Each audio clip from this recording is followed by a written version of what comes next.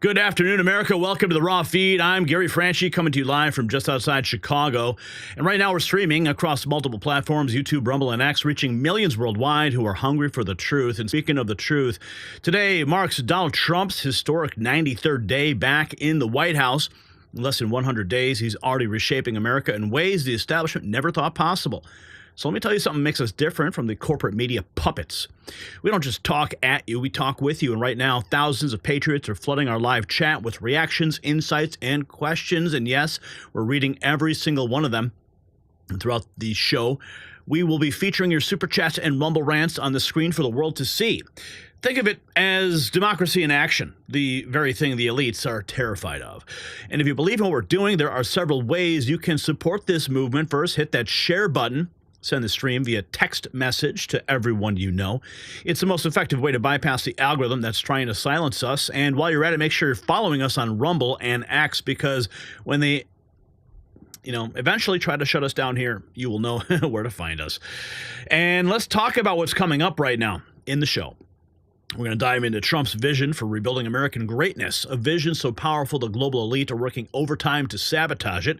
We'll expose the food industry's toxic secret that's been poisoning your children for decades and how the Trump administration is finally putting a stop to it. Then we'll reveal the media revolution happening right under our noses as legacy outlets crumble and new voices rise to power. Yes, like the Next News Network in the White House. And then we will take you inside the FBI's transformation, where promises are being made, but is performance following? And finally, we will unpack Trump's trade revolution that has over 100 countries lining up to make deals with America again. But let's be honest, folks, shows like this, shows that dare to speak truth to power, they are under constant threat. The algorithms suppress us, advertisers get skittish, and that's why we need your direct support to keep going. In the description below, you'll find links where you can donate and help keep Next News alive. Every dollar is an investment in the fight for truth. And while you're at it, check out our exclusive Next News merch shop at shop.nextnewsnetwork.com. From Patriot gear to conversation starters, it's their high-quality items that show the world that you're a part of the solution and not the problem. For our dedicated viewers, consider joining our YouTube channel membership. Each tier unlocks special perks, from exclusive acknowledgement in the chat to behind-the-scenes content and access to our 24/7 Discord community where the conversation never stops. Now, the stakes have never been higher, America. The global elite are panicking because they see what we see. Their grip on power is slipping. So get comfortable, but not too comfortable. What you're about to hear might just change everything that you thought you ever knew. This is the Raw Feed. Let's begin by welcoming you to the program. Pothead Kenny, what's up? God bless you, sir. Juan Ruiz in the house. What's up, Ron? Juan Ruiz. You're up early. Duty to Rebel is here. We've got the Rumble bot in the house. We've got Tom B420. We got Tony. We got Miss Pothead Kenny. Loyalty to Truth. Jane Doe. Jeremy Olson. Bill Hassani. Ginger 277. Ronald is here. We've got May Ramos in the house, and yes, he's dropping $5 already. Thank you, Juan. Appreciate that sincerely. Who else is here? Who White Memes is here. I love memes. I'm a big fan. Villain is here. What's up? Who else we got listening? Jeremy's listening in, busy with deep cleaning windowsills. Right on. Okay. Be safe up there. Who else is in the house? Well, I'm just going to get right into the show because we got some breaking news we're going to get to in a second. And also, we just published the link so you can bookmark it for this evening's live event. I am anticipating some big announcements that we will have the exclusive on. So make sure, maybe, Brian, you can drop it in the chat room. You can maybe pin it at the top so everybody can see it. That'd be good. And anyway, it's going to be Rod Blagojevich, George Papadopoulos, Simona Papadopoulos, and others speaking tonight at the Drake Oakbrook. We will have the live exclusive feed, so make sure you tune into that. Okay, thank you, Brian, for posting that and pinning it at the top. So let's jump into this. What if everything you've been told about America's future is a carefully constructed lie? Well, there's a reason global power brokers are working overtime to discredit one man and his vision for this country. Behind closed doors, foreign leaders are panicking, mainstream media executives are scrambling, and Wall Street insiders are repositioning billions. Why? Well, something extraordinary happened on day 92 of President Trump's return to power that has completely upended the global order. It involves China, interest rates, and a fundamental shift in who truly controls America's destiny. Now, the establishment does not want you to see the pattern emerging, but right now we are pulling back the curtain on what might be the most consequential power shift of our lifetime. And you will not believe what's happening. We are going to unpack it all. Now, we've got an investment alert from Noble Gold. Yes, gold has surged 46% in less than a year, doubling the gains of the NASDAQ and S&P 500. It's not another rally. Global reserves are shifting, exposing cracks in the monetary system. Investors are losing confidence in paper gold and demanding physical metal, creating a massive gap between gold owed and gold available. But this is not about how institutions broke another system. It's about how you can profit from it. Right now, Noble Gold Investments has a limited supply of investment-grade gold bars and coins available. As banks scramble to fulfill their obligations, pushing gold prices higher, you can profit. And smart investors are already moving into physical gold. Noble Gold makes it easy for you to do the same. Visit nextnewsgold.com. It's linked below, and turn their panic into your profit. The number on the screen, 877-646-5347. Make sure you tell them that Gary Franchi sent you. Okay. We got this just in. President Trump personally funding 2 100-foot tall American flagpoles for both sides of the White House. Crazy how that has never been there before. But here he is surveying the area where he thinks those flagpoles should be. Pretty cool, man. He's right up there on the fence line. That is a rarity for him to get that close to the line. You can see the people walking in the background at Lafayette Park.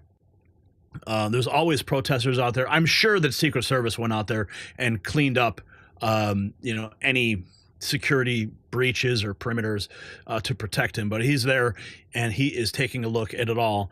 People are screaming for him. What?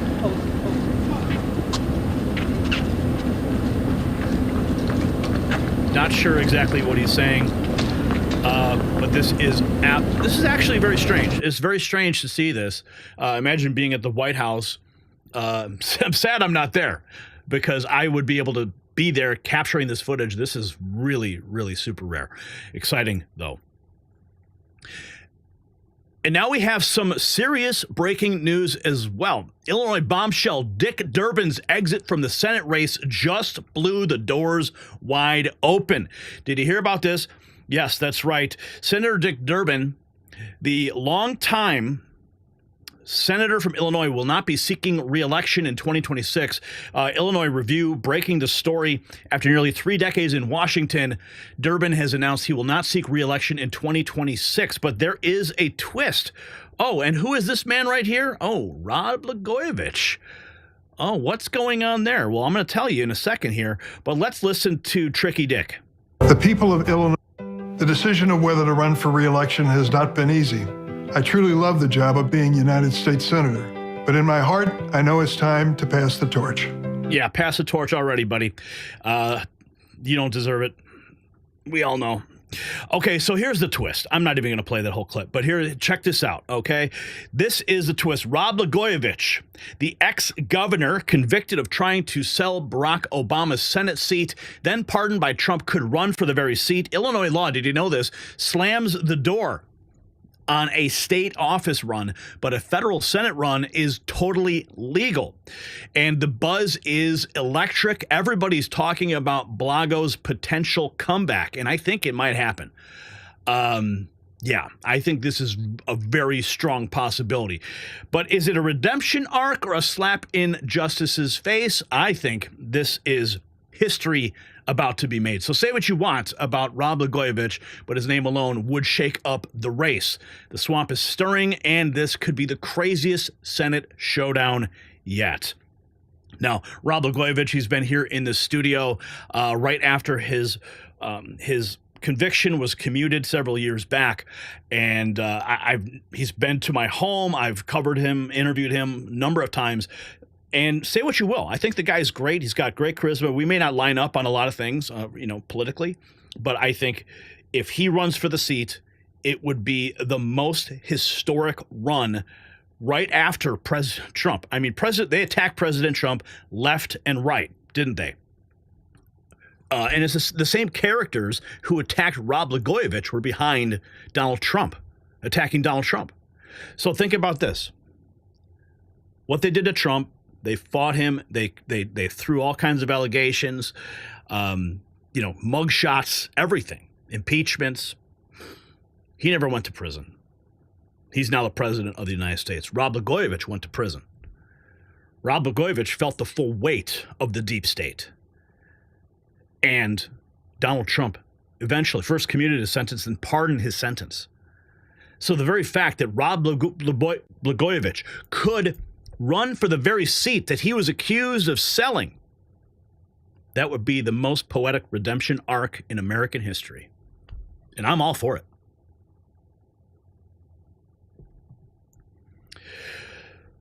Okay, moving right along into our post. The truth now that the establishment media will not tell you. Trump is single-handedly rebuilding American greatness from trade dominance to executive transparency. The America First agenda is winning. Okay, so what is it here? The way forward, it does start with the people. President Trump empowering Americans while the left wants government as the solution in America. The only place that gets to choose their leadership. We hold the power, not the Washington elite. Check this out. That gets to choose. And I want to talk about hope in a way forward. But there is hope and there is a way forward. And that way forward starts with the people. See, in America, where we get to choose our elected officials, the only place in the world that gets to choose their leadership with the process of an election the way we do, that's part of our hope. That's part of our spirit. That's part of what has made a republic for 250 years successful. And there's a way forward. And that forward sits right in front of us. It rests with us in the actions that we choose to take. Because we've got a party right now that wants everyone to say that the government will provide the solution. See, I don't think that the government's role is there to provide a solution. I think the government actually is the problem. It is the problem. Beyond the Echo with Kevin Rinke. That's who that was. Well, we've got more. We're doing fine with China. Trump stopped the $5 billion a day bleeding from the Biden disaster. Let's listen. Suggested that, Mr. President, on China, your press secretary has suggested that some progress is being made. Are negotiations actively underway? And do you agree with Secretary Besset, who has suggested that the current standoff with China is not sustainable? We're doing fine with China. We're doing fine with I think almost every country. Everybody wants to have involvement with the United States. As you know, we were losing $5 billion a day when during the Biden administration, during that last year, was a horror show what they were doing on trade. $5 billion a day. And now we have it down to a very low number because we're getting 25% from the automobile industry, from autos. We're getting 25% for steel, 25% for aluminum, and we're getting the baseline of 10%. And think of it, we're losing almost $2 trillion on trade. And those days are gone. We're not going to do that again. We're not going to let that happen. We're being ripped off by almost, I don't say every, but very close to every country, everywhere in the world, just being ripped off left and right. You had no leadership. You had people that didn't know what they were doing. And we're going to turn the country around. You know, we have a very nice phrase, make America great again. That's what we're going to do. And it's going to start with trade. We're doing really well. I see the stock market was up nicely, but this is a transition period, and it's going to be a little while. But we are doing well with every country. Ultimately, we have something they want. And you have to view it that way. We have something they want, and they want very badly. And, it's going to be, they're coming in, they're taking treasure, they're taking jobs when they do that, and they have to pay. And they don't have to pay if they come in and create their own jobs. If they do their product here, if they build their product or make their product in the United States, we have absolutely no tariffs, and we welcome people. But we're taking in a lot of money from tariffs, and our country is getting stronger all the time because the other was not sustainable. We have to make a deal, he says, because otherwise they're not going to be able to deal in the United States. Trump standing strong against foreign manipulations. Here's more from the Oval Office. So we want them. We'll see what happens, but ultimately they have to make a deal because otherwise they're not going to be able to deal in the United States. So we want them involved, but they have to, and other countries have to make a deal. And if they don't make a deal, we'll set the deal. Because we're the ones that set the deal. Scott and Howard and myself and others, we're going to be setting the deal, and it'll be a fair deal for everybody, and it'll be, I think it's a process that's going to go pretty quickly. We've spoken to many, many countries, and we're getting their views on things. There are a lot of things. They have VAT taxes. They have everything you can have. Don't forget, as an example, the European Union was set up to take advantage of the United States. That's why it was set. And they've done that, but they're not doing that anymore. We'll see what happens. Trump's tariffs are genius. America once thrived on tariffs alone, no income tax needed. From 3% in the 1800s, nearly 40% in California today. Trump's plan puts money back in your pocket. Make America imported from places like China. So many people are worried about the tariffs right now because that's the media narrative. I agree with the tariffs that Trump imposed on other countries. While some small businesses might be in panic mode because their products are imported from places like China, Korea, or Vietnam, we have to look at the bigger picture. When America was first colonized, the government operated solely on tariffs. There was no income tax, and yet the country thrived. That was arguably when America was most prosperous. Income tax didn't come until the late 1800s, and it started at just 3%. Fast forward to today, and in California, it can feel like we're paying close to 40%, or half of our paycheck in combined income taxes, which is pretty crazy. If income tax were eliminated, like Trump has proposed, that money would stay in the hands of the citizens with more cash in their pocket. People could afford more things, even if prices went up slightly due to tariffs. Mega corporations like Nike or Apple would likely absorb the tariff costs rather than pass them on to the consumers, just to stay competitive. On the other hand, small businesses, which operate on tighter margins, might need to raise their prices. But again, with consumers holding more disposable income, thanks to no income tax, they'd be able to buy those products and probably buy more of them. This would circulate money through the economy instead of funneling it to the government, where too often it ends up in the hands of politicians. It's a redistribution back to the people, not away from them. And the money that politicians in California collect is often used to fund those very same politicians. The ones creating bogus laws like AB 665, called the Kidnap Law, or Proposition 47, which reclassified theft under $950 from a felony to a misdemeanor. These laws don't protect the average citizen. They do the opposite. They create loopholes, lower accountability, and end up hurting small businesses and communities more than helping them. Also, these tariffs would force corporations to bring their manufacturing back to the US right now.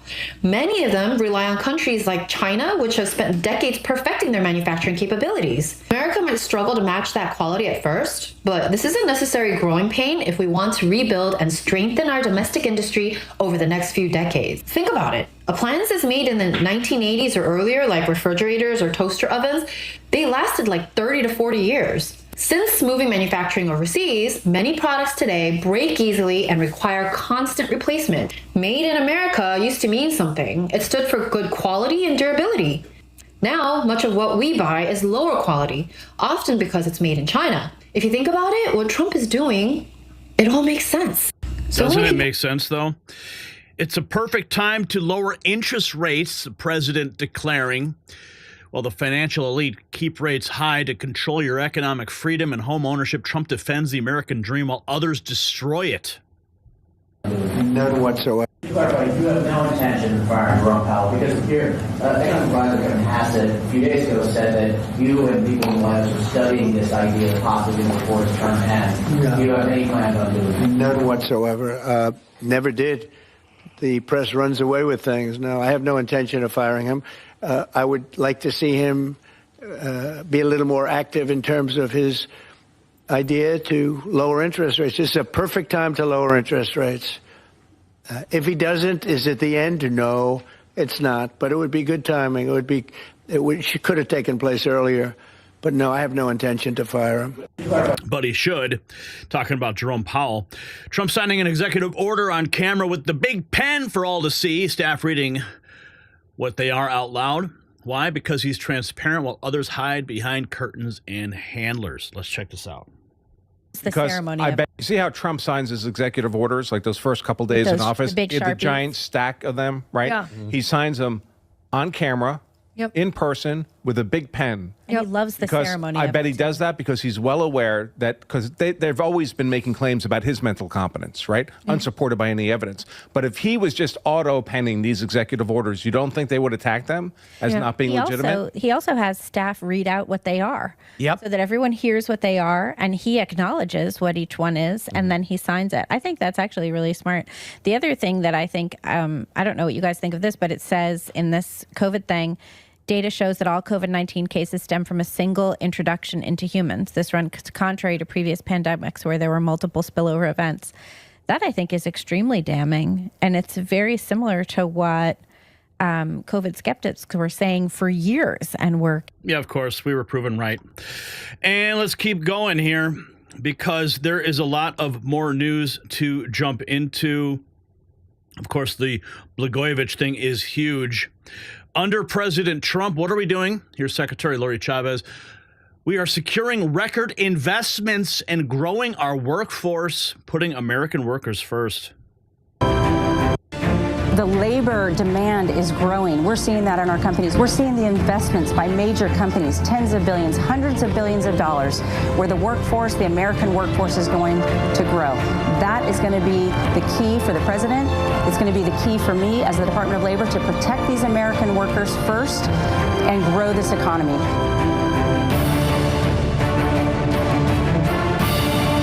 Let's go. So what we're witnessing isn't just a policy change, it's a fundamental reshaping of America's role in the world. Trump's vision puts the power back where it belongs, with the American people. His transparency on executive orders, his hard stance against China's economic warfare, and his courage in the face of unprecedented attacks. It's not politics as usual, my friends. This is the rebirth of American greatness. So here's the question that every American needs to ask themselves, and you can weigh in the comments section. Do we want a nation controlled by shadowy global interests and bureaucratic elite? Or one where the people truly hold the power? The contrast couldn't be clearer, and your answer determines America's future. Is this merely a presidency? Or is it the beginning of a complete reset of the American system? What tools does Trump have left to deploy in his mission to return power to the citizens? Leave your thoughts in the comments below. And make sure you check out shop.nextnewsnetwork.com. Link down below for exclusive Next News Network gear. All right, moving right along. $10 in Super Chats. What's up? We've got Jesus becoming a member. What's up, Jesus? Welcome to the family. Tom B420 dropping $5. Thank you. We love you, Gary. N3 Army for life. And Juan Ruiz also dropping 5. Let's party, he says. Yeah, party is just beginning. All right, what else do we have here? The die is cast, isn't it?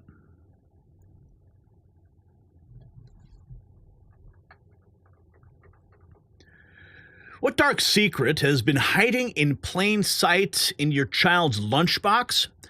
For decades, a silent epidemic has been sweeping across America, leaving our children sicker than ever before, and no one has been connecting the dots until now. A shocking statistic from the 1960s compared to today reveals a health catastrophe so severe that it's compromising our national security. The culprit, something colorful and seemingly innocent that major corporations have been sneaking into nearly everything your family consumes. And right now, we will reveal the bombshell FDA announcement that food industry giants fought desperately to prevent. What they've been putting in your food and why other countries banned it years ago, my friends, the truth is about to stun you.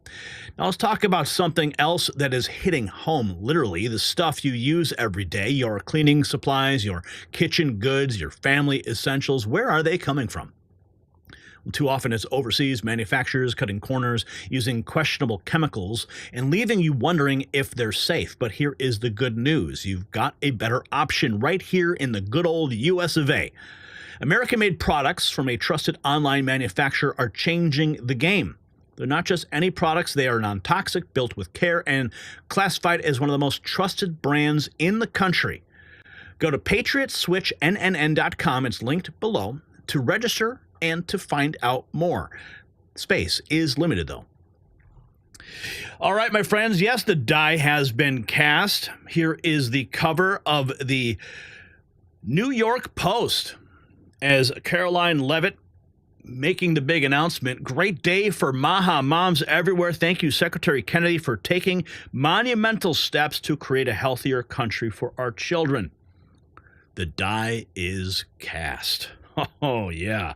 So what is going on? Well, we have the truth that you need to know about.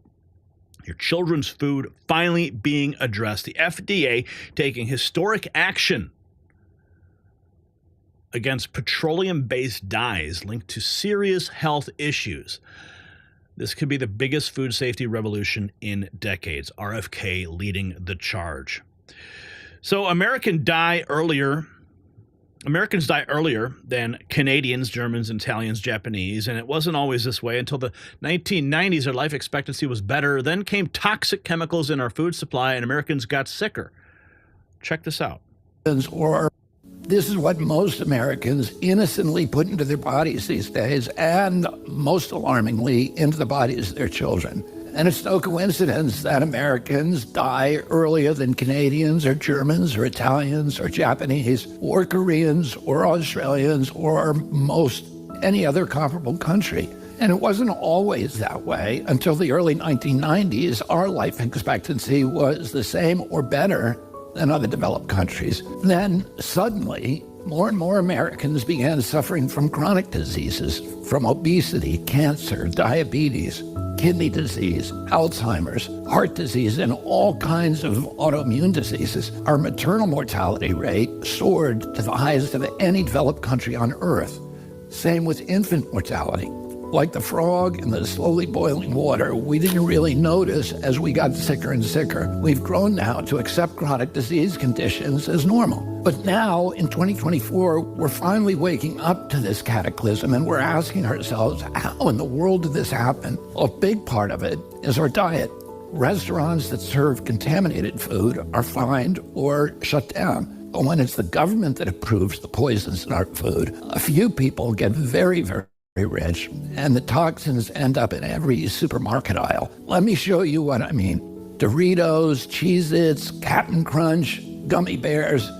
Everyone knows that these are junk foods, so maybe you wouldn't be too surprised to see that the ingredients include a lot of poisons, including a harmful yellow dye called tetrazine, or yellow dye number 5. What you may not know is that this dye was originally made out of the sludge that's left over when you turn coal into coke for blast furnaces. It's called coal tar, and I've actually sued many big industries for legacy contamination of coal tar all around the country because it's so toxic and it's so harmful to the environment and human beings. A century ago, it was just an obnoxious industrial byproduct that everybody was trying to figure out ways to get rid of. One of the ways that they did that was by paving roads. But then a British chemist figured out that the coal tar could be used to derive fabric dye. And if fabric dye, why not food?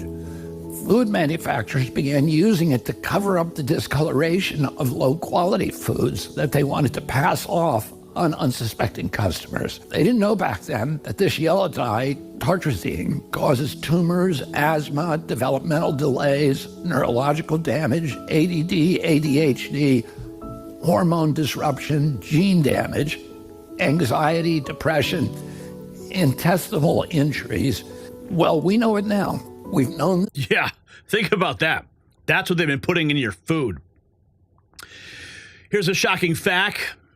In the early 1960s, 3% of American kids had chronic disease. Today, an alarming 60%. Here's more from RFK Jr. And these are, when my uncle was president, 3% of American kids had chronic disease. Today, it's around 60%. And these are a broad category, the ones that Marty mentioned, like ADHD, the neurological disorders, ADD, ADHD, speech delay, language delay, tics, Tourette syndrome, narcolepsy, ASD, and autism. All of these are injuries that I never heard of when I was a kid. They were not part of the nomenclature. They weren't part of the dialogue.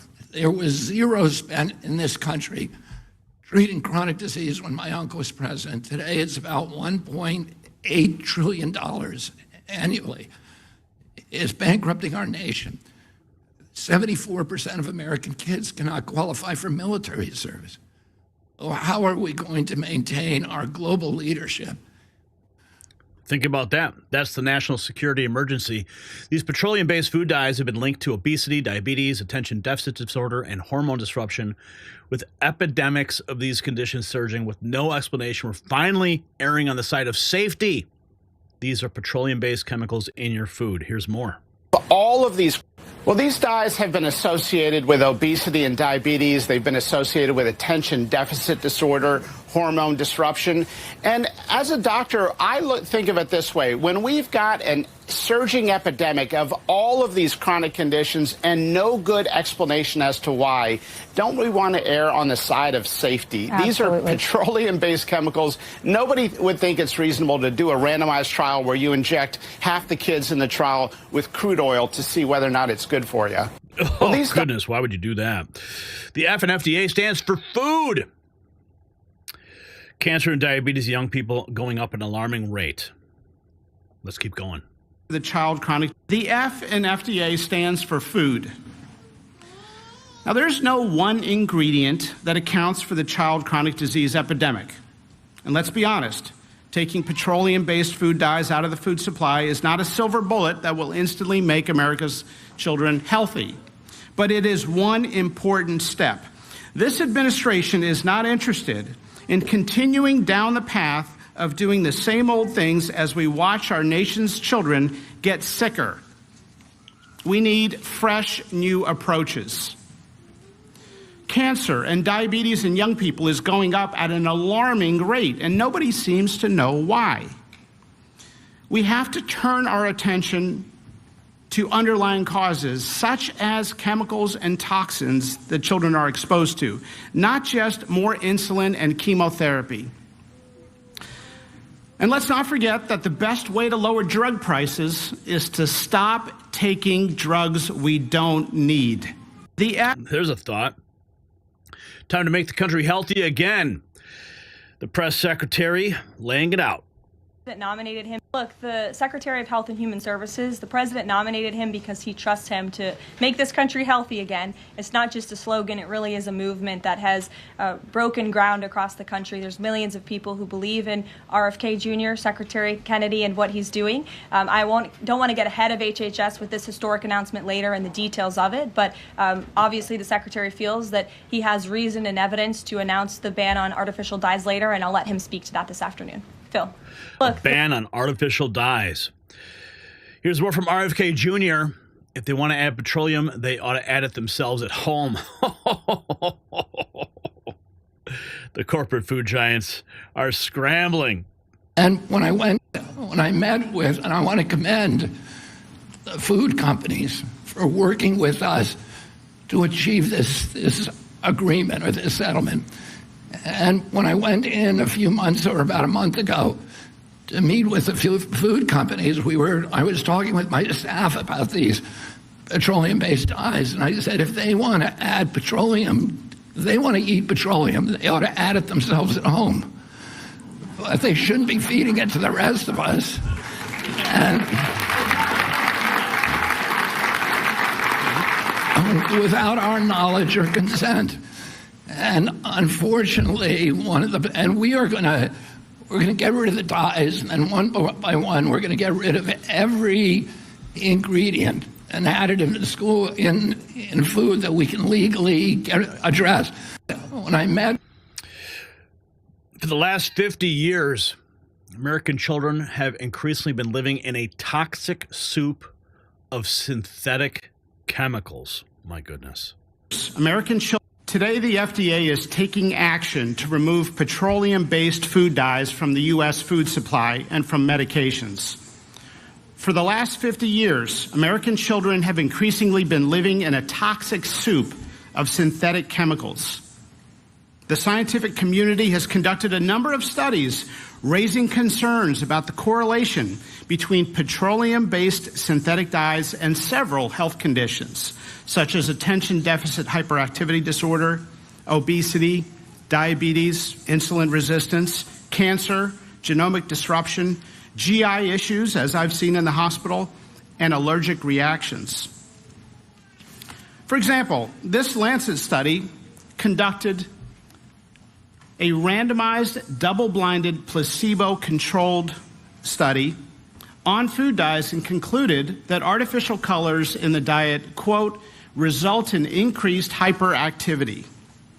So why are we taking a gamble? Yeah, that's all over. Eliminating petroleum-based food dyes, including red 40, yellow 5, yellow 6, blue 1, blue 2, green 3 by next year. Petroleum-based. Today, the FDA is taking the following steps. Number one, establishing a national standard and timeline for the food industry to transition from petroleum-based food dyes to natural alternatives.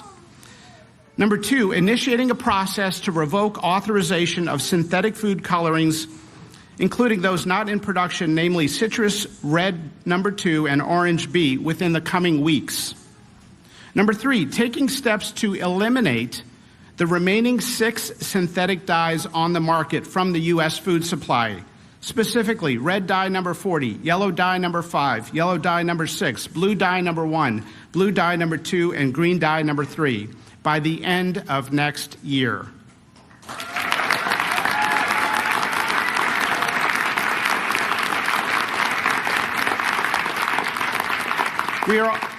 We are also requesting food companies to remove red dye number 3 sooner than the 2027-2028 deadline previously announced. These steps that we are taking means that the FDA is effectively removing all petroleum-based food dyes from the U.S. food supply.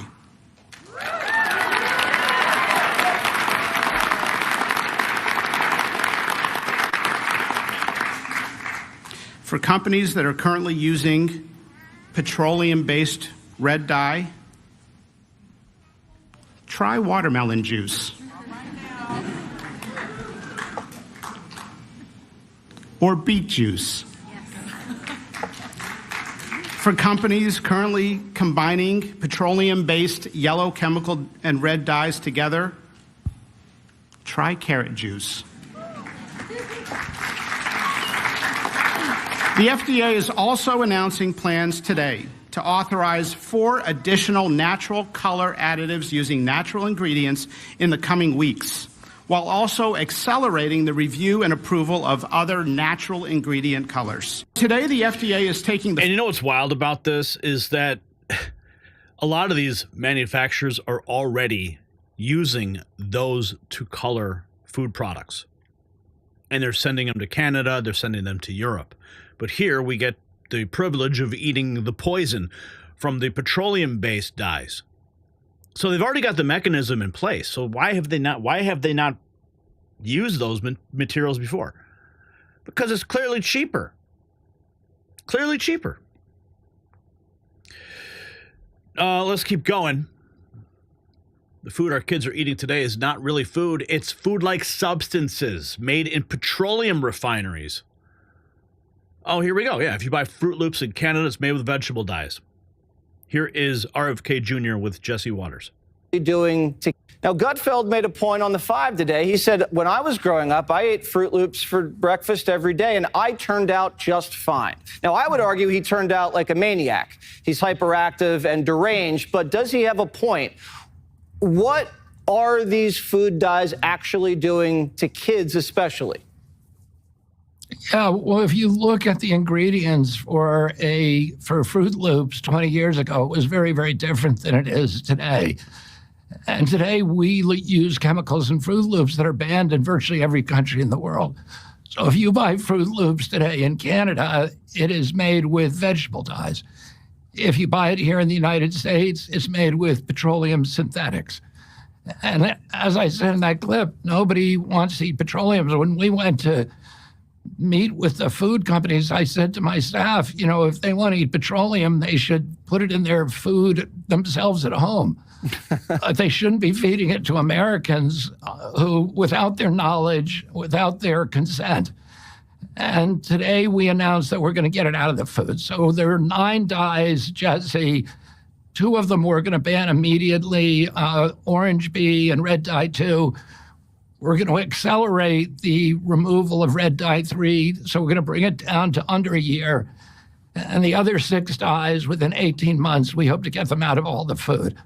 And that's just the beginning. I mean, one of the problems is that the science about these additives has been systematically suppressed for 30 years because the industry has been running this agency. And we're getting rid of all of those conflicts. We've gotten rid of most of them. And we're going to do real science. And we're going to do science precisely on the issues that Americans care about, making sure their kids are getting food that isn't poison.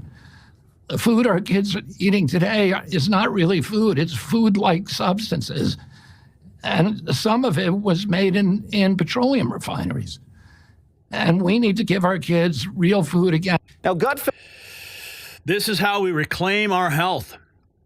These changes will lead to fewer sick days, better focus, less anxiety, improved learning for our kids, weight loss, more energy, and longer lives. It's about the future of our nation's health.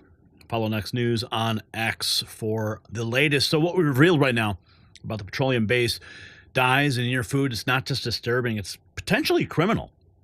While 60% of American children now suffer from chronic disease, the FDA has finally taken action to ban these toxic chemicals from our food supply. It's not conspiracy, it's chemistry. So the question is, why did it take so long?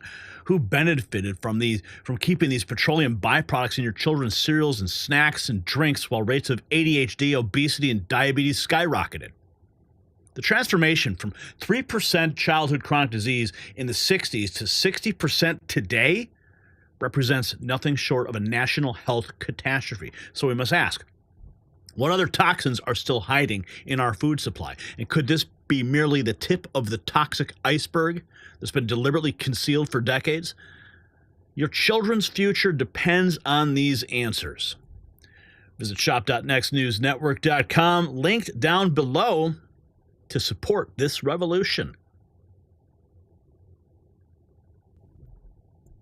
All right, Super Chat's coming in hot, I think. No, that was just a membership. Saw it out of the corner of my eye.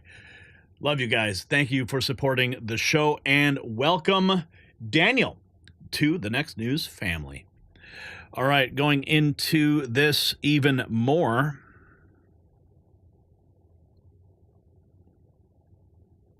Let's see what's going on here.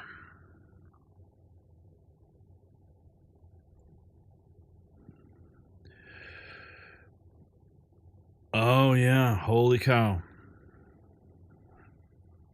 All right.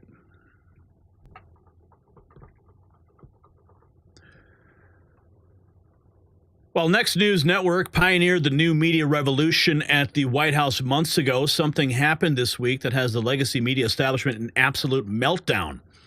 A particular independent journalist with millions of followers just asked a question that exposed the entire propaganda machine, and the press secretary's response left mainstream reporters visibly shaken. Why are network executives suddenly demanding pre-approval of Trump-related stories, and what caused that high-profile 60 Minutes resignation? And why did 3 major networks simultaneously change their coverage policies last Tuesday? Well, tonight we expose the secret emergency meeting that took place at a D.C. hotel and the bombshell memo that proves what we've been saying all along. Yes, my friends, the walls are crumbling, and we're here to pick up the pieces.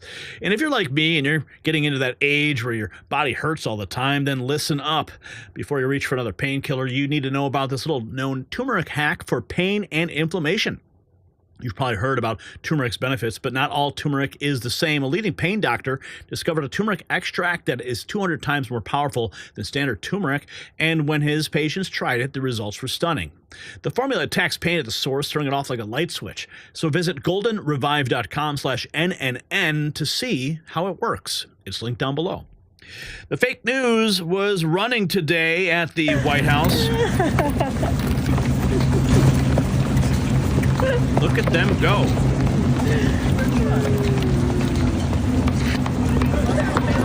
Look at them running. Holy cow. All of them. Stampede. Caroline Levitt posting this. What happened? You said we thought you said you were going to. And I believe this is when President Trump was there at the White House, walking out to look for a location on the lawn to place 2 flagpoles. A very rare moment for the president to come out like that, especially in just completely unguarded, an unguarded moment. Obviously guarded, he's a Secret Service around him, but you know what I'm saying. And it sent the mainstream media into an absolute stampede. Now, speaking of fake news, the establishment media is crumbling because for decades they have controlled the narrative, manipulated the facts, and silenced alternative voices. Now Trump's White House is transforming how America gets their news, and the old guard is terrified. This changes everything. Yes, Tim Pool was in the new media seat yesterday. Now, of course, I chided him a little bit online and yesterday about not wearing a suit, and I've seen all the back and forth commentary about it. I understand he's trying to stay on brand, and especially with his remarks about Zelensky not wearing a suit at the White House, maybe wear a suit, but this is the new media. The rules are being rewritten, aren't they? Maybe next time I go there, I'll just wear my black T-shirt, and some shorts, some flip-flops. What do you think? Should I do that? I don't know. Well, Tim Pool took the new media seat in the White House briefing room, gaining massive attention with millions of followers, and asked about reshuffling the briefing room. Let's check in with Real America's Voice on this. When can we expect Tim Pool? Tim Pool sat in the new media seat today and got a lot of attention, obviously, when he walked in. A lot of people are familiar with him, millions and millions of followers. His question to Caroline Levitt, I thought, was a really good one. When can we expect to see kind of a reshuffling of the White House briefing room, perhaps insinuating that some of us might be able to have a seat in there? Didn't quite give a definitive answer on that, but definitely acknowledged the change that's going on in that briefing room by adding people like Tim Pool and people like ourselves in that very coveted space. That's Brian Glenn, Real America's Voice. And of course, you guys know, I've been in the White House briefing room for weeks at a time. Tom McCullough, our other White House correspondent as well, covering what's going on there in real time with our millions of followers. Now, here's Pool calling out mainstream media outlets that march in lockstep on false narratives. Great question. Very bold. Right to their faces. Here's that question. Many of these organizations that are represented in this room have marched in lockstep on false narratives, such as the Very Fine People hoax, the Covington smear, and now what's being called the Maryland Man hoax, where an MS-13 gang member adjudicated by 2 different judges, I believe, is just simply being referred to as a Maryland man over and over again. Now, in an effort from the White House to expand access to new companies, you've created this new media seat. So I'm wondering if you can comment on following this expansion, you've had numerous outlets disparage the companies that you've had sit here, as well as the reporters. I'm wondering if you could comment on the unprofessional behavior, as well as elaborate if there's any plans to expand access to new companies. Sure. Well, we certainly welcome diverse viewpoints in this room, which is one of the reasons we have you in here, and there's many new faces in this room in comparison to the previous administrations. We want to welcome all viewpoints into this room. We welcome unbiased journalists who really care about the truth and the facts and the accuracy, and you rightfully pointed out the Maryland man story, which I, from this podium, when The Atlantic published it, on that very first day, I came to this podium and said, this is wrong. The press in this room have this story wrong, and we have seen more and more evidence come to the table that we have had all along. We were always right. The president was always on the right side of this issue to deport this illegal criminal from our community. And it is despicable to see the media continue to refer to this individual as someone who is just a peaceful man living his life in Maryland. This was and always has been an illegal criminal, an MS-13 gang member, and a designated foreign terrorist. And the administration maintains our position to deport these individuals from our communities. So, for the first time in history, the media belongs to the people, and we are never going to give it up again. Gary Franchi making history in the White House press room. The establishment is praying that we lose momentum, but we cannot let that happen. Here is Ivory Hecker reporting on my State of the Media address that I gave. Loot that, and I just want to express my gratitude for where we're at in the country with our freedom and our free press compared to a few years ago when there was so much fear that the freedom and the free press was being taken away. I think a lot of people prayed and fought. Their prayers were answered and their fight was rewarded. And so I want to salute that and the fact that now we have independent journalists in the White House press corps. My friend Gary Franchi is making history this year, covering the White House in person there for his own independent YouTube channel. And he said something that was really pertinent from the White House press room the other day when he acknowledged that these adversaries who are trying to take away freedom, don't like individual liberty, don't like free speech. They're hoping that where we're at right now, we lose momentum. And it is so key that we don't. They are praying that we lose momentum, that we get comfortable, that we squander this opportunity. We cannot let that happen. So if you are an independent journalist, keep going. If you're a citizen reporter, keep digging. If you're a viewer, a reader, a listener, support this movement and share the truth, because there is no turning back. For the first time in history, the media belongs to the people. And we are never going to give it up again. As you know, I've shifted a lot of my focus to educating independent journalists, news influencers, instead of doing all the news myself to get more boots on the ground. So if you want to join my next class of students next month, you can comment news below and I will send you more info. And I would love to have you be my mentee and empower you in any way I can. Make sure you do that. Follow Ivory Hecker on X and check out her new program. Now, the American people are saying enough is enough. They're tired of media screening out viewpoints, favoring one party, and pushing narratives over facts. Well, what is the solution? Into a weak. The problem is that the right wing, hello, Scott, has taken advantage of this situation, I think, quite cleverly, quite wisely. They've played into a weakness. What situation? The situation of media being under attack. And so they've created a situation where... You've almost got it. Keep going. What the right wing is taking advantage of is finally the American people saying enough is enough. They're tired of feeling like the mass media screens out one viewpoint versus another in political coverage. They're tired of media institutions favoring one party over another. They're tired of narratives over factual stories. If I had any advice for 60 Minutes or anybody else, it would be just cover the news and try to be fair about it and stop putting your finger on the scale, especially during campaigns.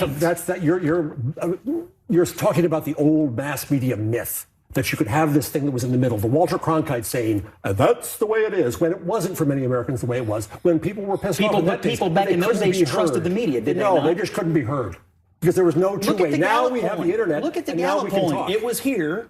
And now it's here. It's fallen off of a cliff. Yeah, we do have that Gallup polling about trust in media. And now, as in recent years, and let's be honest, Scott, a lot of this is driven by the rhetoric on your side of the aisle. I mean, it's not. You think it's driven by the rhetoric and not the performance? Absolutely. But my point is this: if you're CBS or any other news outlet, the reason that you have lost trust ought to be obvious to you, and the way to fix it also ought to be obvious to you. And it has nothing to do with Donald Trump and everything to do with the product. Just try to make a better product that appeals to more people. And the way you appeal to more people is by not crapping on half or more than half of the country because of their values and political viewpoints. I think that is what you'd end up with in that press room then is, and these are my words, the freak show that Trump wants. Trump tries to devalue media. Why should we value his freak show there? Leave it to the freaks. I think calling them freaks. I don't think there's any disagreement on that, by the way. I mean, he called these new media sources the freak show. They're not freaks. They have audiences. Some of them are. They have audiences, and there's a reason that they're thriving is because people are starved for information that they think they can trust. They're not freaks. They're filling a need in this country, in my opinion. Right. Oh, we certainly are. Now, if it were up to me, I'd kick a lot of these outlets out, says the new White House correspondent.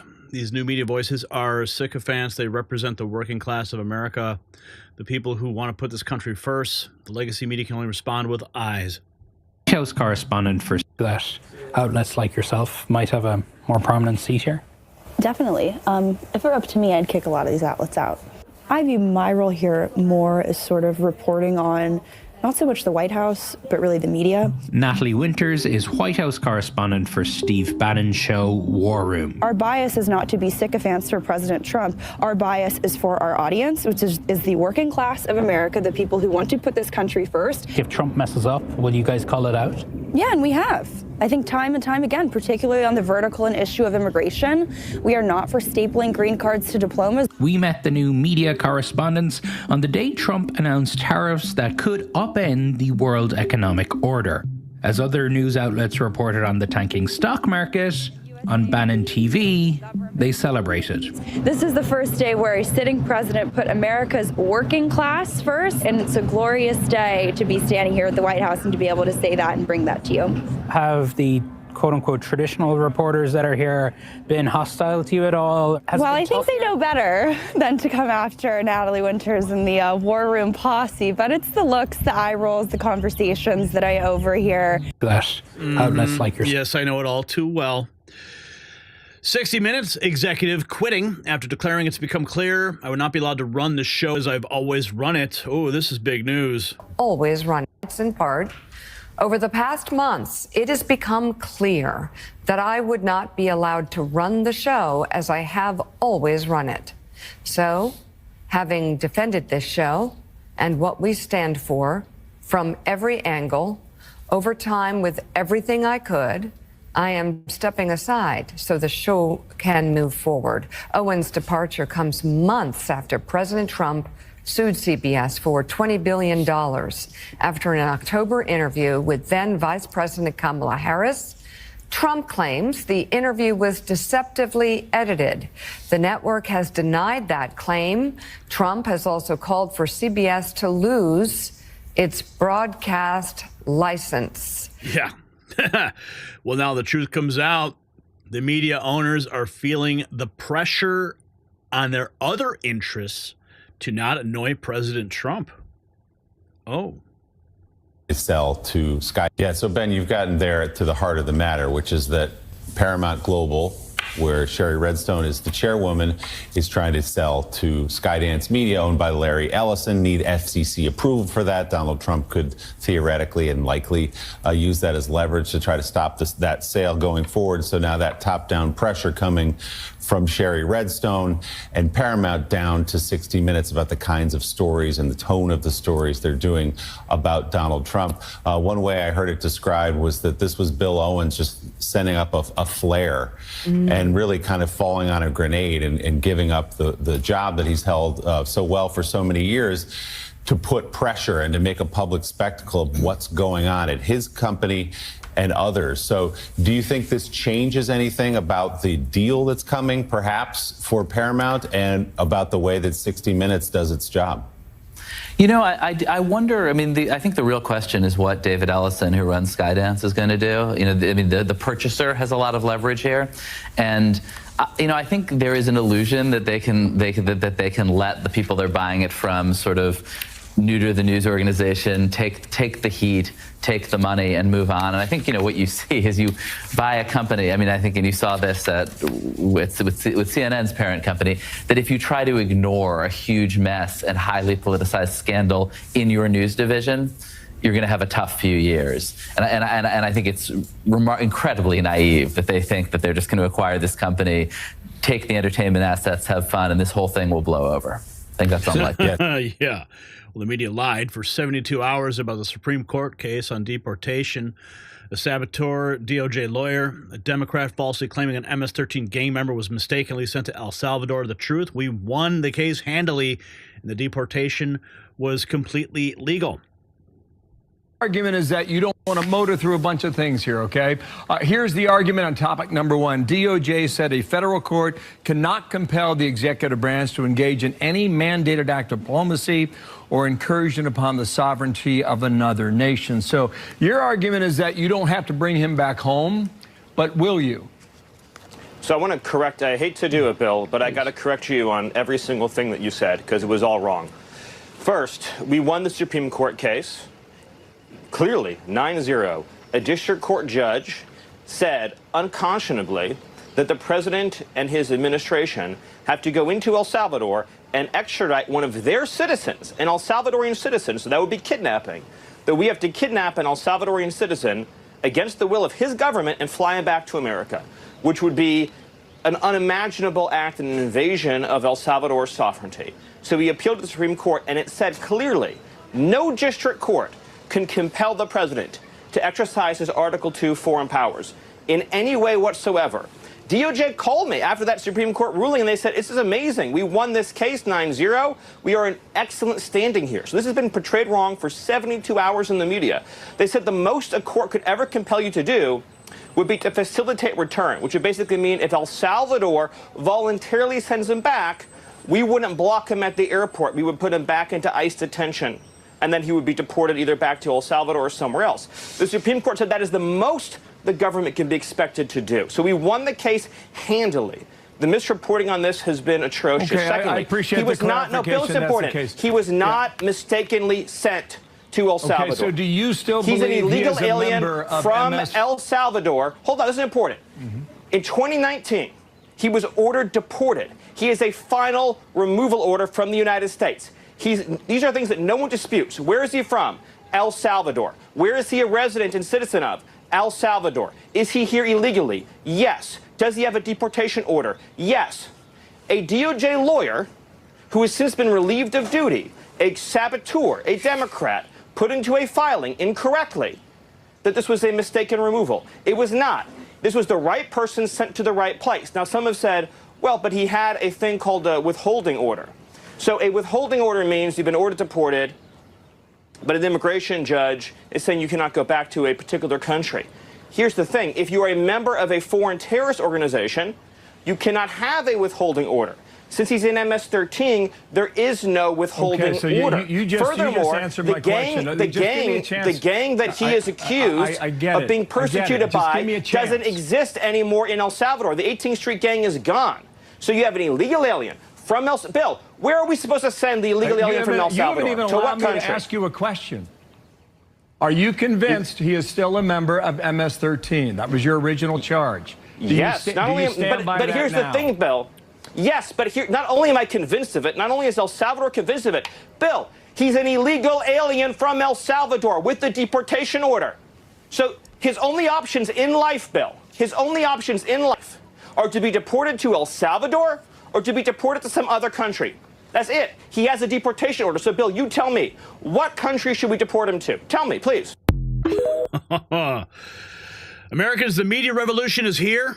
For years, the legacy press controlled what you heard and saw. Now Trump is breaking their monopoly, bringing you new voices like ours that represent you. Corporate media showed they can't. They're not the free press anymore. That's right. And there's yours truly at the White House, and I will be going back on Sunday for President Trump's triumphant 100th day. That's next week on Wednesday. So the media revolution we've been leading at Next News Network isn't just reshaping who sits in the briefing room. It's fundamentally changing who controls America's narrative. While we pioneered this shift months ago, Tim Pool's confrontation this week exposed just how desperate the old guard has become.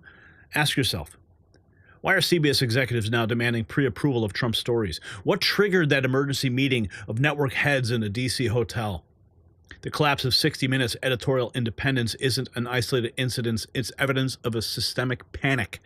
So did you notice how 3 major networks simultaneously changed their coverage policies last Tuesday? This coordinated shift proves what we have been saying for years. The narrative is controlled, manufactured, and now finally crumbling. Is this the beginning of the true media independence, or will the corporate giants find new ways to manipulate public opinion? Drop a comment below. And while you are there, hit the link in the description, tap more below the video, and open up the link to shop.nextnewsnetwork.com and grab some Next News merch.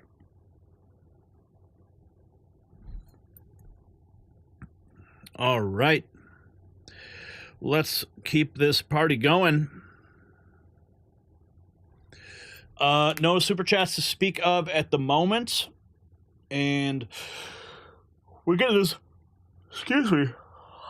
we're getting this show in the can early today so that I can head out to the Drake and get all the cameras set up. Been running tests with Brian earlier today.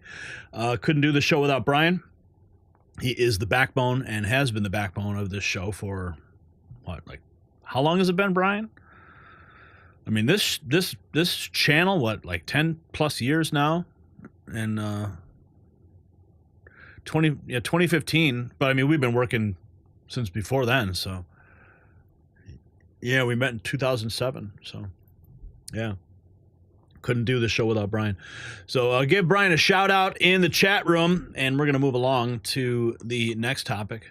And of course, our newest member of the family, Todd. Todd helps us organize all the news and crafts all these beautiful stories, of course, with my assistance. Thank you, Todd. What's up? All right. A classified memo just leaked from inside the Justice Department has top officials scrambling and agents whispering in the hallways. Something unprecedented is happening within the walls of the FBI. A transformation so dramatic that career bureaucrats are updating their resumes and clearing out their desks. And why did the Attorney General suddenly launch a task force investigating the previous administration's targeting of a specific religious group? What terror suspect was allowed to roam free for 3 years under Biden's watch? And why are Senators Johnson and Grassley demanding immediate answers about phones secretly obtained by former White House officials? Well, right now, we will reveal the purge that is only just beginning. The clock is ticking. And of course, we are all waiting for the arrests. And we have the details. Now, did you know there's a cutting-edge 2024 study that reveals that nearly half of all adults in the United States have high blood pressure? According to the CDC, only about 1 in 4 adults have their blood pressure under control, putting millions of people like you and me, at risk of heart disease and stroke. But there is good news. Taking control of your heart health doesn't have to be complicated. That's why I started using this incredible product designed to help manage blood pressure, cholesterol, and weight. It's a triple action formula packed by clinically proven all-natural ingredients. Visit boostwithgary.com, link below, and get up to 40% off. The deep state purge has officially begun. Trump's team finally dismantling the corrupt FBI machine that targeted Christians, ignored real terrorists, and protected political elites. Patel and Bondi are in place, but it's happening. Is it happening fast enough? The clock is ticking. Let's dig in. FBI Director Patel working every day, quote, working every day with our brave agents and staff to get the worst violent criminals off our streets. He promises lawlessness will not be tolerant. To address you over video. Good evening, friends. It's Kash Patel from Washington, D.C. And I know the IWF annual gala is such a special event, and I'm so sorry to miss it. While I wish I could be with you in person this evening, it's an absolute honor to address you over video and take the chance to thank you for this amazing award. As many of you know, from over the years, I've attended the Independent Women's Gala in the past and enjoyed getting to know many of you during that time. So to be a recipient of this award tonight is a really special moment for me, for which I will be eternally grateful. Over the years, I've been proud to be on the front lines with you in the public service sector as a congressional staffer, investigating and exposing the weaponization of government, standing up for the rights of the accused as a public defender, and for championing a justice system that respects the rule of law for all Americans and constitutional due process. But I am also grateful that as I continue my work today, I have a partner in the Independent Women. As a director of the FBI, I'm working every day with our brave agents and staff and law enforcement partners around the country to get the worst violent criminals off our streets, to root out public corruption, and make sure our country is safer. The American people deserve and have earned to know that lawlessness will not be tolerated and that criminal gang members and human traffickers and drug dealers will not be allowed in our communities. We will crush them. And under this administration, these criminals will not be allowed to prosper. My work at the FBI is a part of this administration's effort to refocus our government on its core mission of serving the American people. We are eliminating the waste, fraud, and abuse of power that has become too commonplace in our bureaucracies and returning that power back to where it belongs, to the American people pursuant to the Constitution. I know that this is also part of Independent Women's mission. These women, you, fight for these values every single day. We share a vision of a freer, more prosperous, and healthier society where the government serves its people faithfully while freeing you to create thriving communities. Independent Women is a leader in this important, critical fight, and I'm honored by both your friendship and partnership. I hope to meet y'all in person in the near future. Thank you again for this tremendous honor, and thank you to all Independent Women for your incredible impact on our country. A special shout out to my dear friend and the crew at IWF, Carrie Lucas. Thank you so much for this invitation and for...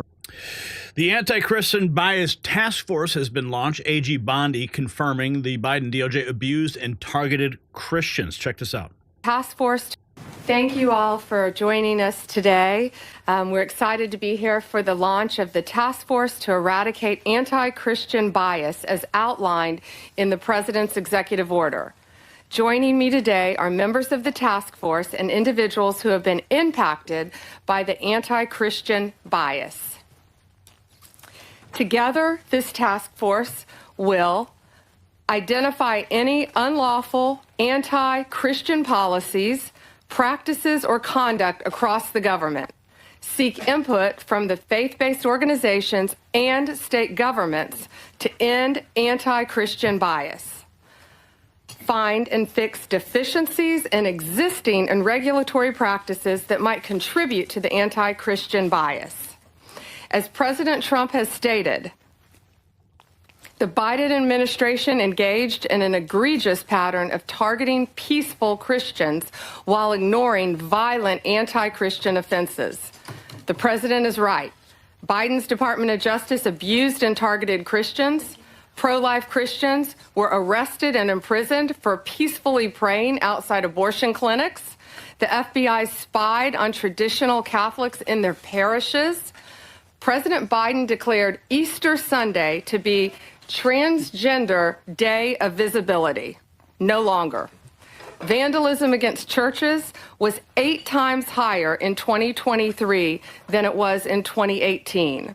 And it's at President Trump's directive, we ended those abuses at the Department of Justice on day one. We dropped 3 ongoing cases against pro-lifers and redefined the FACE Act to ensure that abuse would not continue and that American tax dollars were not used to support the weaponization of our legal system. Thank you all for... Long overdue. She also says a few weeks ago we convicted a man in Arizona for a plot to bomb a Christian church. Did you hear about that? Churches. I mean, the mainstream media is not reporting on that one, right? A few weeks ago, we convicted a man in Arizona for a plot to bomb Christian churches. The Department of Justice will protect religious liberty for Christians and for all Americans. We'll work closely with everyone around this table and take a whole-of-government approach to solving this problem and ultimately protect Americans' First Amendment rights. The First Amendment isn't just a line in the Constitution, it's the cornerstone of our American liberty. It guarantees every citizen the right to speak freely, worship freely, and live according to their conscience without government interference. Protecting Christians from bias is not favoritism, it's upholding the rule of law and fulfilling the constitutional promise. Thank you to President Trump. We have an incredible opportunity, all of us around this table, to protect the rights of all citizens from discrimination based on their religious beliefs. And thank you all for being here based on this executive order. Just a few weeks ago, we convicted...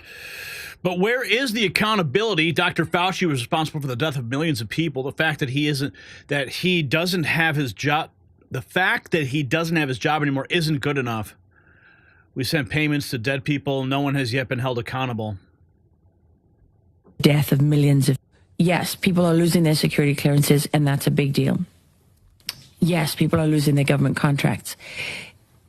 We don't care about that anymore. Dr. Fauci was responsible for the death of millions of people.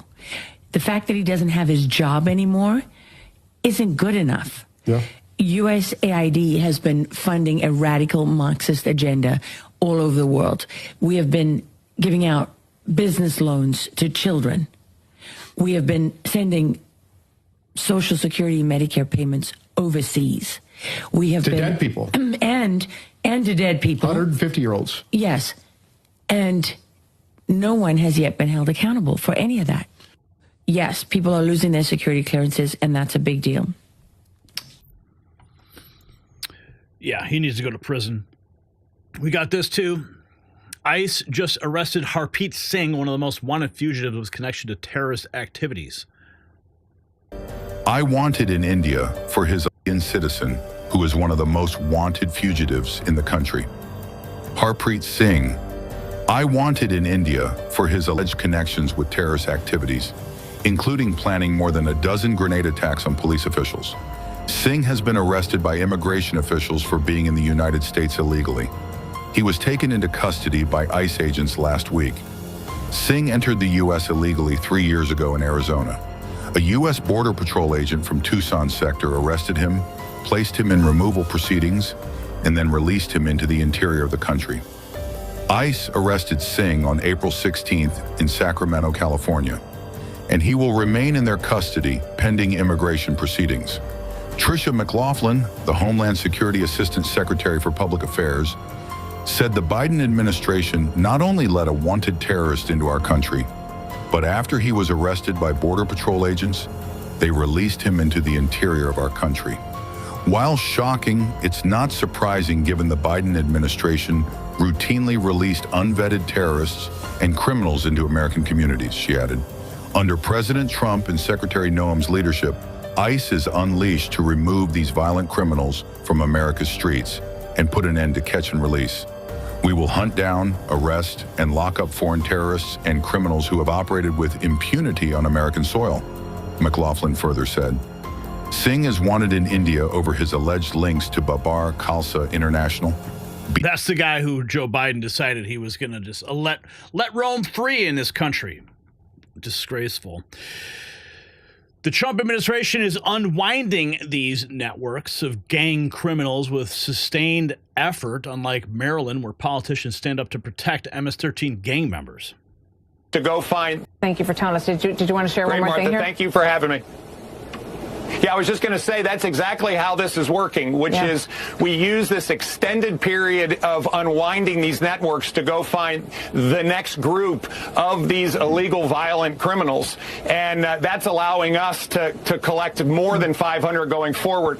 The sustained effort is what's important. It's not a one and done. It is a long-term effort in order to make sure that we unwind this gang activity. And I think it's incredibly important to compare what's going on in Virginia to what's going on in other states like in Maryland, where you actually see a senator and governor stand up for someone who, in fact, was a member and is a member of a gang, as found by multiple judges, and they're standing up to protect that person. Listen, we're going to work in Virginia to make sure these folks are arrested. Well, hopefully it makes her state. Senators Johnson and Grassley revealed the Biden White House was directly involved with trying to help start Jack Smith's investigation against Trump. No shocker there. Let's listen to John Solomon on Just the News. What does it say? It's turn to our next guest in a second, but a little breaking news. Senator Johnson and Senator Grassley just sent this to me a little bit ago while we're on air. It's a major development. You're taking a look at a letter right there that was just sent to the FBI Director Kash Patel and the Attorney General Pam Bondi. What does it say? It says that Congress has obtained evidence that shows that the Biden White House was directly involved in trying to help start Jack Smith's investigation on the January 6th probe against President Trump. Specifically, that the White House counsel's office secretly obtained President Trump's and Vice President Mike Pence's former phones and giving them to the prosecutors, basically sicking the Justice Department on his future competitor, his future rival in the 2024 election, so that they could look for dirt for possible crimes. There's a lot more coming in. There's a lot of other evidence as well of the White House involvement. Remember, 2 years ago, we were the first news agency, right here, Real America's Voice, Just the News, to report that a White House counsel was directly involved with this investigation. Now, more details, including getting, can you imagine this? You're the Democrat president and you go get the old Republican's phone for your prior president and send it to the Justice Department. That's what Senators Johnson and Grassley were able to confirm tonight. It's in that letter. Keep an eye on justthenews.com. We're going to get you up to speed on.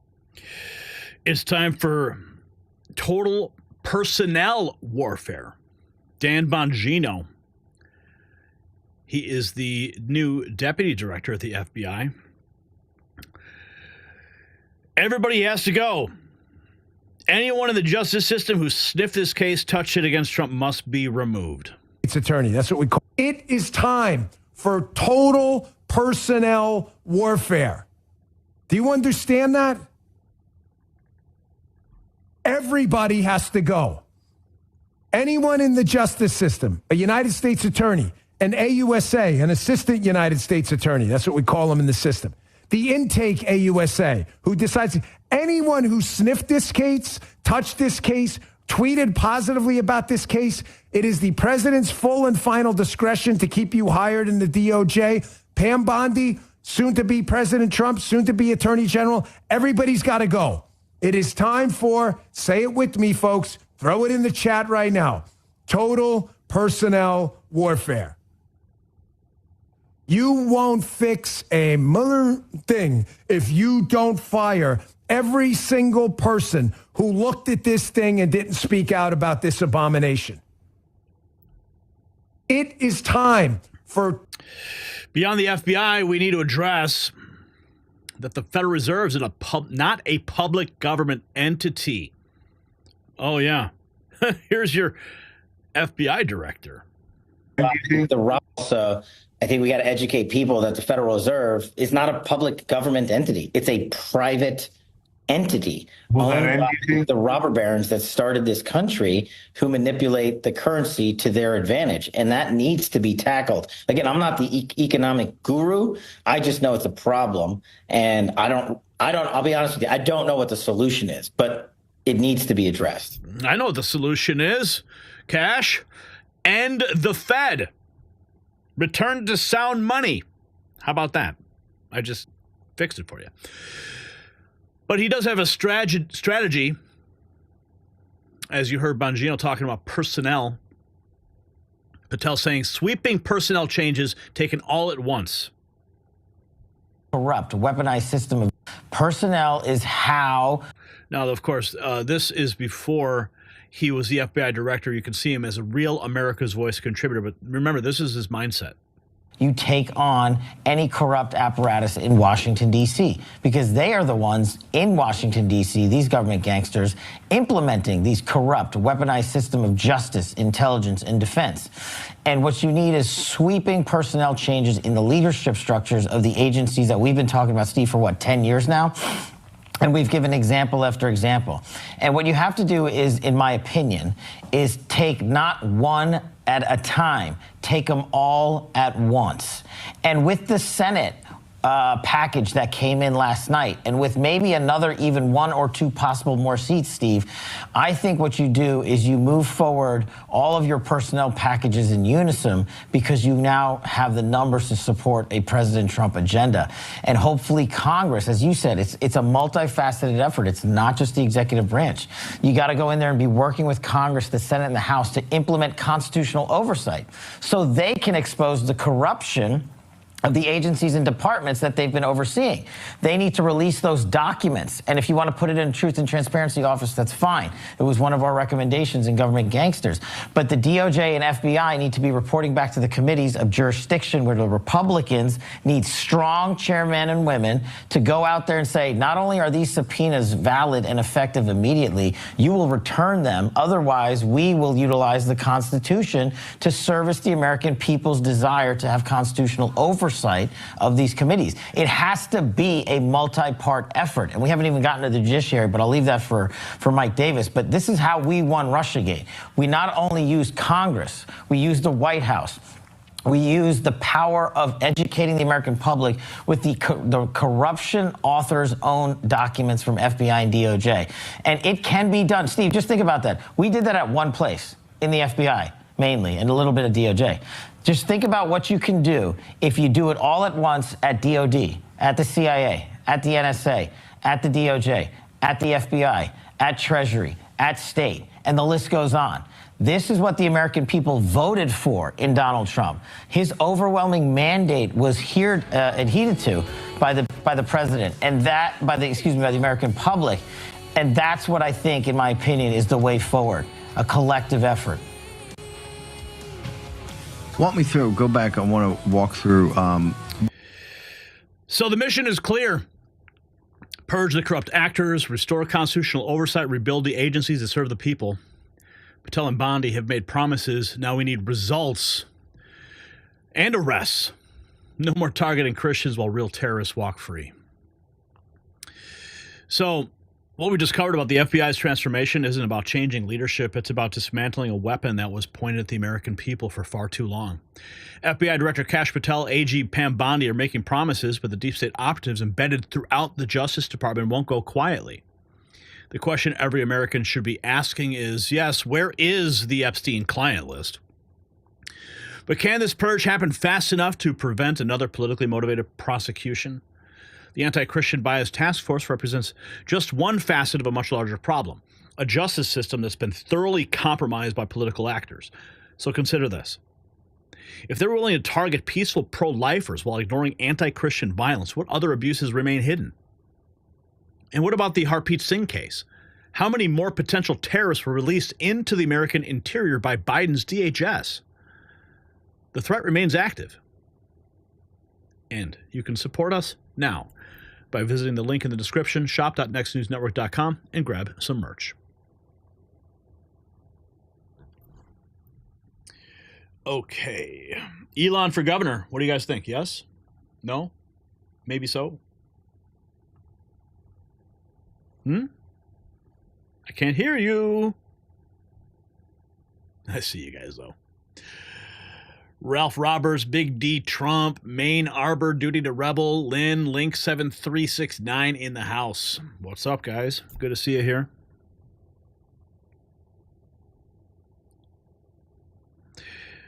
Okay.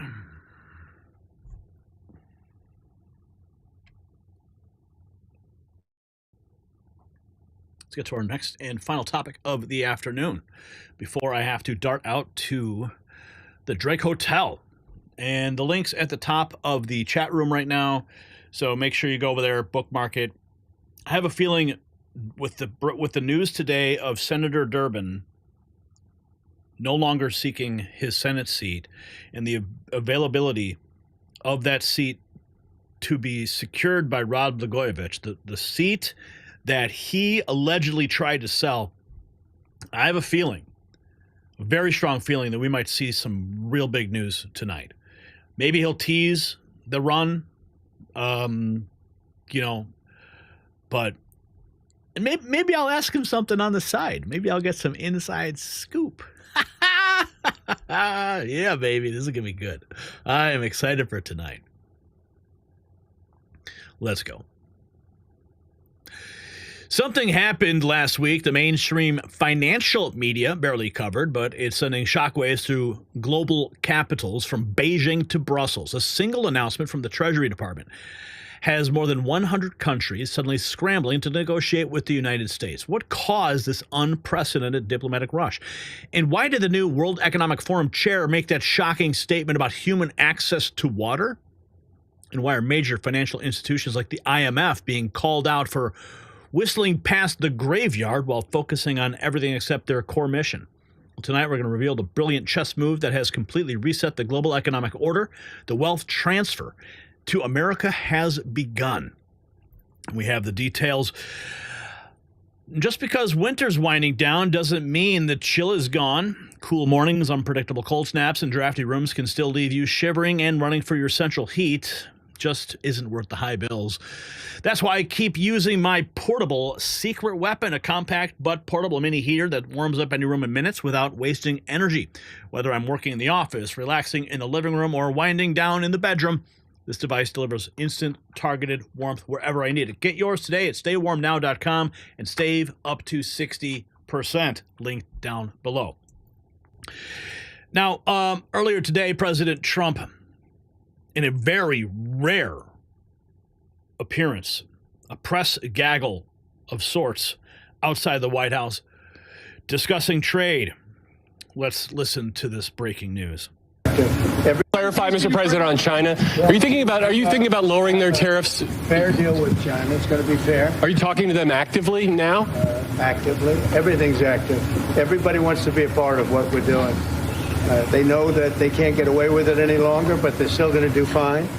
And we're going to have a country that you can be proud of, not a laughing stock all over the world for many years. You know, in 1913, they traded to the income tax system. We used to be all tariff, and we had no income tax, and we had the wealthiest country we've ever had proportionately.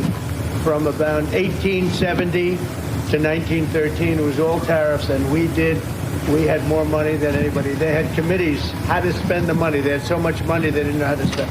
Then some brilliant person said, let's go income tax. Let's let the people pay.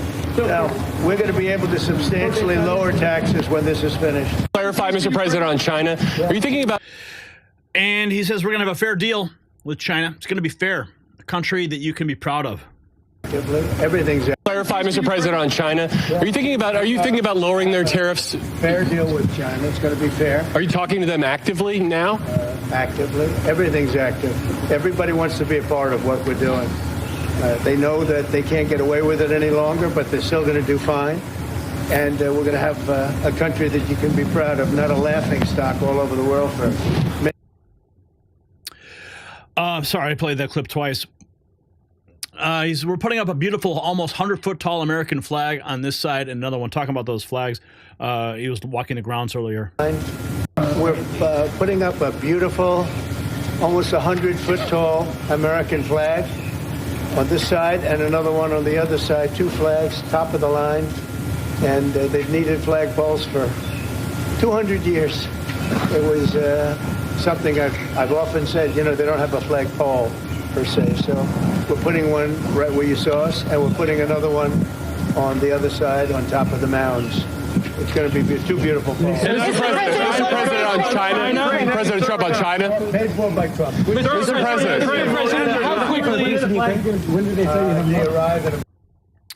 And here talking about action, a lot of action going on, making a lot of money. This country, they all want to be involved with America, and we have a lot of action going on. We're making a lot of money, this country. This country is not going to be losing money on trade anymore. We were losing $2 trillion a year on trade. Now we're going to be making money, a lot of money. So that's very good. Every country wants to partake, even countries that have ripped us off for many, many years. China is an example, but it's not just China. European Union, they ripped us off for many, many years, and those days are over. We're going to make a lot of money for our people. We'll be able to lower taxes substantially, and we're going to be proud of ourselves. They're not going to be a laughing stock that got taken advantage of by virtually every country in the world. They all want. No more will we be a laughing stock because the global economic order is being reset. While the media panics about tariffs, Trump's masterful trade strategy has countries lining up to make fair deals. America first doesn't mean America alone. Here's the Treasury Secretary. America alone. I wish to be clear. America first does not mean America alone. To the contrary, it is a call for deeper collaboration and mutual respect among trade partners. Far from stepping back, America First seeks to expand U.S. leadership in international institutions like the IMF and the World Bank. By embracing a stronger leadership role, America First seeks to restore fairness to the international economic system. The truth they won't tell you that for decades, successive administrations relied on faulty assumptions about fair trade. Here's more from the Secretary.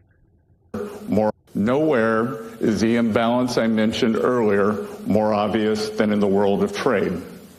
That's why the United States is taking action now to rebalance global commerce. For decades, successive administrations relied on faulty assumptions that our trading partners would implement policies that would drive a balanced global economy. Instead, we face the stark reality of large and persistent U.S. deficits as a result of an unfair trading system. Intentional policy choices by other countries have hollowed out America's manufacturing sector and undermined our critical supply chains, putting our national and economic security at risk. President Trump has taken strong actions to address these imbalances and the negative impacts they have on Americans. This status quo of large and persistent imbalances is not sustainable. It is not sustainable for the United States, and ultimately, it is not sustainable for other economies. Now, I know sustainability is a popular term around here, but I'm not talking about climate change or carbon footprints. I'm talking about economic and financial stability, the kind of sustainability that raises standards of living and keeps markets afloat. International financial institutions must be singularly focused on upholding this kind of sustainability if they are to succeed in their missions. Nowhere is the imbalance. China's economic system built on exporting its way out of economic troubles. Here's more from Secretary Besset. Is in need of a China in particular is in need of a rebalancing. Recent data shows the Chinese economy tilting even further away from consumption toward manufacturing. China's economic system, with growth driven by manufacturing exports, will continue to create even more serious imbalances with its trading partners if the status quo is allowed to continue. China's current economic model is built on exporting its way out of its economic troubles. It's an unsustainable model that is not only harming China, but the entire world. China needs to change. The country knows it needs to change. Everyone knows it needs to change, and we want to help it change because we need rebalancing too. China can start by moving its economy away from export overcapacity and towards supporting its own consumers and domestic demand. Such a shift would help with global rebalancing that the world desperately needs. Incredible results. More from the Secretary in response to the president's tariff announcement. More than 100 countries have stepped forward. Approached us. In response to President Trump's tariff announcements, more than 100 countries have approached us, wanting to help rebalance global trade. These countries have responded openly and positively to the president's actions to create a more balanced international system. We are engaged in meaningful discussions and look forward to talking with others. In response to the IMF's been whistling past the graveyard, he says. Once unwavering in its mission of promoting global monetary cooperation and financial stability. Now it devotes disproportionate time and resources to work on climate change, gender, and social issues. These issues are not the IMF's mission. And the IMF's focus in these areas is crowding out its work on critical macroeconomic issues. The IMF must be a brutal truth teller and not just to some members. Today, the IMF has been whistling past the graveyard. Its 2024 external sector report was entitled Imbalances Receding. This Pollyannish outlook is symptomatic of an institution more dedicated to preserving the status quo than answering the hard questions. The IMF was once unwavering. The last administration ran up the largest peacetime deficit in our nation's history. What a shame. Here in the United States, we know we need to get our fiscal house in order. The last administration ran up the largest peacetime deficit in our nation's history. The current administration is committed to fixing this. We are open to critique, but we will not abide the IMF failing to critique the countries that most need it, principally surplus countries. In line with its core mandate, the IMF needs to call out countries like China that have pursued globally distorted policies and opaque currency practices for many decades. I also expect the IMF to call out unsustainable lending practices by certain creditor countries. Here in the United States. Now, as President Trump is fighting for American interests, the new World Economic Forum chair claims access to water is not a human right and calls it extreme. Check this out.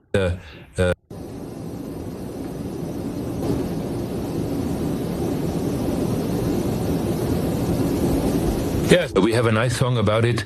Water is needed by the deer livestock, Hollerai and Hollery, if you recall. So water is, of course, the most important raw material that we still have in the world today. It's about whether we privatize the normal water supply for the population or not. And there are two different viewpoints. The one viewpoint, extreme, I would say, is represented by the NGOs who insist that water is declared a public right. That means, as a human being, you should simply have the right to have water. That's the one extreme solution. Yeah, that's extreme, huh? Absolutely insane, but that's the World Economic Forum, the new chair. But the Trump strategy is working. India and Japan are on deck. They are. I mean, well, of course, but it sounds to me like they are. I mean, listen to what the administration said today. They've got all these trade agreements that are lining up right now. It sounds like India and Japan are on deck. It sounds like even the Treasury Secretary Scott Besset is talking about getting something done with China here separately from all the other allies that we're dealing with. So it feels like the administration is moving towards a situation where they're going to be able to argue that the president's strong posture on tariffs brought people to the table, created more fair trade agreements, and put the American worker in a better position. That's my hope. I think if that's where they go, the markets will respond to that. And then hopefully the president will get the second half of his economic package, which has got to come from the Congress, who still needs to make the tax cuts permanent, do the energy changes, and so on and so forth. And here's the press secretary. We're doing very well with respect to trade with China. And he asked the president about this before coming out here, and he wanted me to share with all of you that we're doing very well in respect to a potential trade deal with China. As I mentioned, there have now been 18 proposals in more than 100 countries around the world who are wanting to make a deal with the United States of America, and the president and the administration are setting the stage for a deal with China. So we feel everyone involved wants to see a trade deal happen, and the ball is moving in the right direction. I asked. And here we have a true patriot taking the oath to support and defend the Constitution against all enemies, foreign and domestic. I do solemnly swear that I will support and defend the Constitution of the United States against all enemies, foreign and domestic, that I will bear true faith and allegiance to the same, that I take this obligation freely without any mental reservation or purpose of evasion. So the trade revolution we've uncovered isn't just changing economic policy, it is completely rebalancing global order. Treasury Secretary Scott Besset's statement that America first does not mean America alone signals a fundamental shift. Fair trade, not free trade. Will now be the rule? I hope so.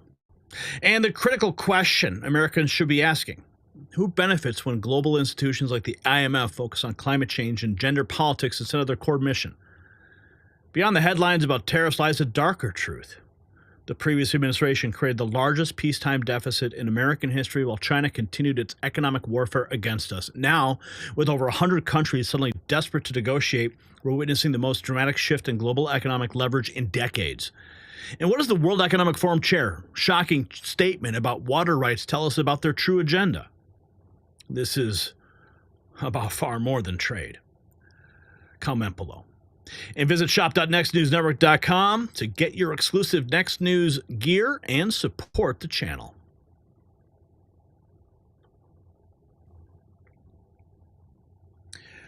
And we have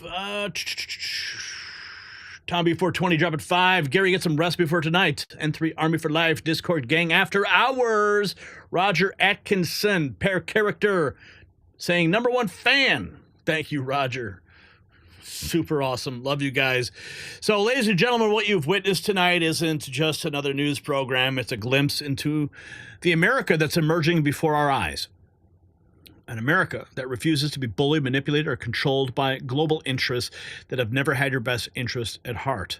We pulled back the curtain on President Trump's vision for rebuilding American greatness, a vision so powerful that foreign nations and domestic elites are scrambling to adapt. It's not politics as usual. This is the reclamation of American sovereignty, American pride, and American power, and it's happening faster than anyone expected on this historic 92nd day of Trump's return to the White House. We exposed the shocking truths about food dyes that have been poisoning our children for decades. When 60% of American kids now suffer from chronic disease, up from 3% in the 60s, something is deeply wrong. The FDA's decision to ban these petroleum-based toxins is just the beginning of making America healthy again. And the media revolution is underway. When Tim Pool and his beanie took the seat in the White House briefing room, it wasn't just a changing of the guard, it was the beginning of the end for an establishment that's manipulated public opinion for generations. The resignations of that 60 Minutes exec, well, just the first domino to fall. And the FBI transformation promises to end the weaponization of our justice system against ordinary Americans. Director Patel and AG Bondi are making promises. Now we need performance and, of course, arrests and that list. And the anti-American bias task force, or anti-Christian bias task force, is just the start of a long overdue cleansing of an institution that's lost its way. And finally, we revealed how Trump's trade revolution is bringing more than 100 countries to the negotiating table. Not just about tariffs, it's about restoring America's economic sovereignty and making us wealthy again. While the globalists at the World Economic Forum discuss controlling your access to water, Trump is securing America's future. So I want to thank everybody who sent in super chats and Rumble rants. Your support doesn't just keep the show on the air, it's an investment in truth itself. If you value what we're doing here, consider supporting us through a donation at the links in the description. We get all of it. We don't have to split that with YouTube. Every dollar helps us fight the algorithms designed to silence us. And don't forget to check out the merch shop at shop.nextnewsnetwork.com. Show the world you're part of the movement with the gear that stands for something real. Most importantly, tell a friend about what you heard tonight. Text the link to the show. Share it on social media. The greatest weapon against the lies is the truth, and the truth spreads faster when patriots like you refuse to be silent. This is Gary Franchi, and thank you for joining us on the Raw feed. Yes, a little bit later in the evening, we will be live once again, so make sure you hit that link up at the top of the chat room. But until then, the next Raw feed will be tomorrow night as the future of America continues.